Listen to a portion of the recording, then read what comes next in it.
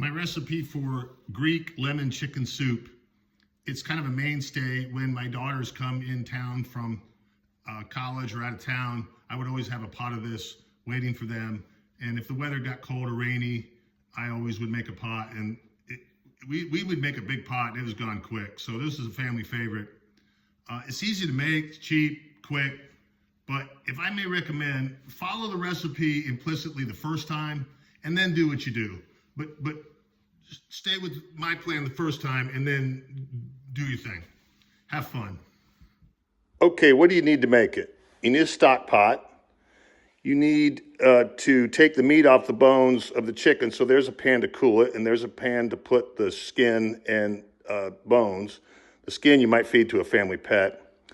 I go to the Food City. Everything's from the Food City, and I get the lemon pepper chicken today. I usually get the savory. That's the one that's most common. Do not get the barbecue. But if they have a lemon pepper, they're not as common. So if they're there, I get them. But the savory works great too for this recipe. In fact, that's what I use most commonly.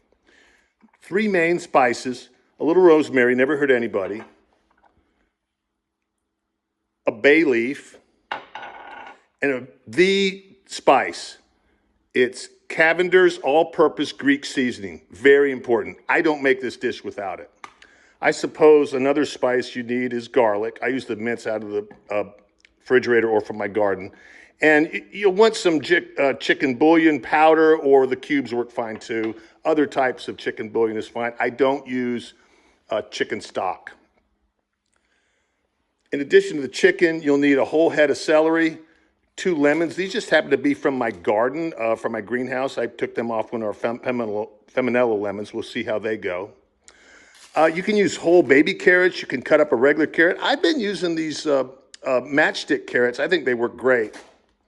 And with any soup, you might want a bread handy. I got some demi baguettes this time. You can use sliced sourdough, whatever suits your flavor. Optionally, mushrooms chopped in here. I'm going to put them in tonight. Optional. With washed hands in a clean stock pot, just cover the chicken with cold fresh water. Just cover it. Some might put a chicken stock in here. I don't think it's necessary. I think there's plenty of flavor in this chicken. And what you're doing is you're going to cook this chicken through where the meat is ready to fall off the bones. And the bones and the skin and the spice of the rotisserie chicken is plenty.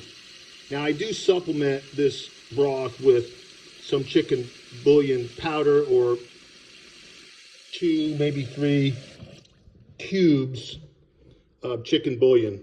Again, you can get it too salty if you use too much. I'd rather you use too little and supplement later. Take 2 lemons, these again are from my garden, and roll them just to juice them up a little bit. Now, here's where you got some options. You can just cut these in half and throw them in there. Now, you can do that. The problem is if you cook it too long or leave the lemons in there too long, the rind will disintegrate and you'll get a bitter soup. It's probably more safer to juice the lemons and put the lemon juice in there, but use 2. This is a lemony dish. So I had 2 lemons. I'm going to juice them tonight and put them in. Again, the big mistake, this is a big pratfall, is leaving the rind in too long where it liquefies, and now you've got a bitter soup. Now, I will take a little zest from here and scrape it in here just for flavor, but just a little bit, not too much. With rosemary and lemon rind, you can make this soup bitter if you're not careful. It's much safer just to use the juice.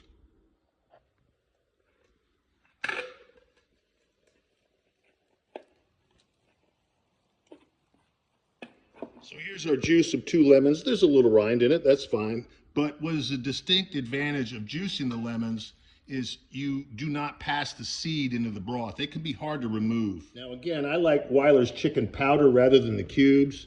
But again, you have to be careful with this. So I'm going to put a heaping teaspoon in there.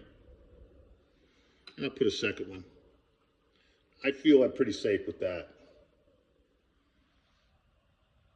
I'm just going to let that lay and let it cook down.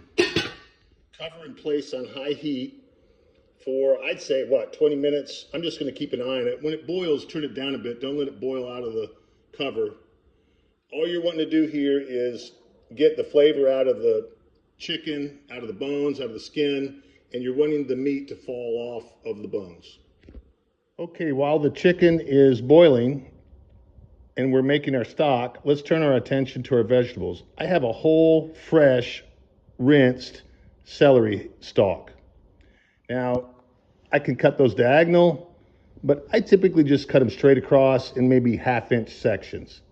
I cut them all the way toward the end, and I'll use close to this whole celery. If you want to use less, that's okay. But to me, it really makes the dish. It's a great texture and color. So I heap the celery on this thing. So there's our whole stalk of celery. One large white onion. We'll put that ready to go as well, all cut up. And again, how you cut it is up to you. To me, I like them chunky because these will cook down. And then I like these, I've been using lately, you can use whole baby carrots. I use about a half of this bag of these, what do they call them, matchsticks. I think they're just the right size and just the right texture. So I've been using those and I like them. You definitely, I think, need a carrot in here to give it some color and some texture. So there's the three main vegetables. I'm gonna cover that and let that just sit here until the chicken is rendering. Now I just turned down the chicken because it was boiling briskly, and I'm gonna recover it and just let that simmer for a while until we get the chicken ready to come off the bones.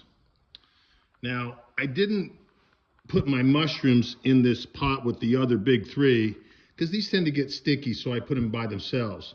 Now, I use this little chopper with it. It's handy. Gives a nice consistency. Makes a little bit of a mess. Now, clean up on this dish. Clean as you go. There are steps in it. For example, when you're done with the cutting board, just rinse it off. Maybe use a little soap on a sponge. Clean it off. Same with these bowls. Clean as you go. This is an easy cleanup, but do it as you go. Otherwise, you're going to be left with a mountain of pots and pans. Like, for example, once I finish these mushrooms, I'll put them in this little pot. They'll be ready to go. I'll just scoop them into the pan after the vegetables, and then I'll just take this apart and rinse it off and put it in the dry stack. So here's our chicken where the meat's falling off the bones. Notice how I took the spoon to pull it out of the pot and put it in this cooling stainless steel bowl. I sort of broke the chicken up so that it cools quicker so I can pick the meat off of the carcass. And then we have our stock. Now the stock has to be sieved. Here's my sieve.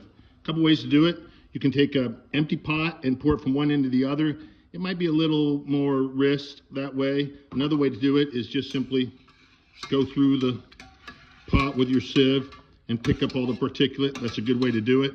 It's not a clear soup, so this is the way I like to do it usually because I don't have to wash another pot real quickly, but either's fine, your choice. I'll take the broadcast head of this and I'll put enough spice in it to literally cover in one layer the entire surface of it. So it's not like caking, but it literally covers the entire surface in one layer. If you've done that, you've probably done just fine. And that's what it looks like. A little more, a little less, it's your call. But you've really got to have enough of the Greek seasoning to cover the entire surface with one layer. So here are our mushrooms. Put them in the strained broth. Here are our carrots, celery, and onions. In they go.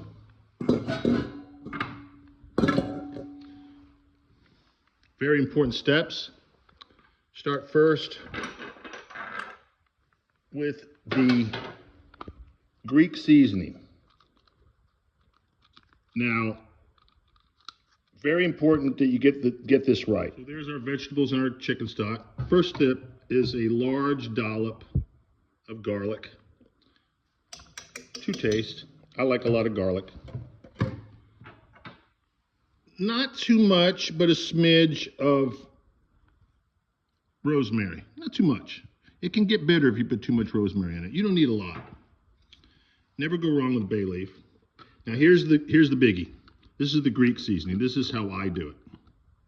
So I've turned the soup back on high, and here's our chicken. Now, you say, that may not be a lot of chicken, and it was a small bird tonight, but in my view, I've never turned, weighed the chicken, or I just got a rotisserie chicken regardless of the size.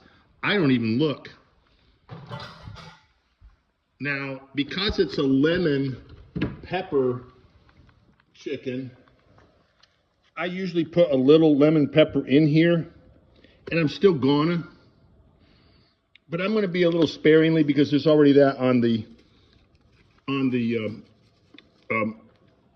rotisserie, and we put the lemon in there. So I put some, and it does have the pepper, and I like that Kinder's product, but I just wanted to be careful on that since it was the lemon pepper instead of the savory chicken that I usually use. Now we're going to bring this to a rolling boil. Now, be advised, I forgot one major ingredient on my early list, and that is white rice. You can use other types of rice. You can use orzo. There's a lot. You can do noodle, whatever. I use white rice. I would make this with white rice. And you can vary it. For example, when Nikki came home from school, she liked it thick, a little more rice, maybe a cup and a half. Sam liked it more thin, maybe 3/4 of a cup. If they were both home, I use it the way I like it, which was right in the middle, which is 1 cup. So I'd recommend 1 cup of rice to start this. That's typical. But I don't measure, as you see. I just throw it in and see how it works out. Thick is good, thin is good. You won't go wrong either way. You can always add water. So here's my white rice going into a rolling boil. Right now, we're at 1 hour and 10 minutes on this dish. Much of it was boiling chicken, some prep. We had to let the chicken cool down. So we're only at 110 right now. And it has not been constantly watched. You can do other things, watch the television, listen to a podcast, call some friends.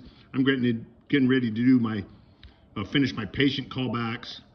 So this is a dish that works very nicely with your routine. It's not a big messy thing, and it's not a lot of complication. So we're going to bring that up to a roiling boil again. Then I'm going to cover it, and I'm going to put it on low and let it simmer until the rice is cooked. That's it. Enjoy.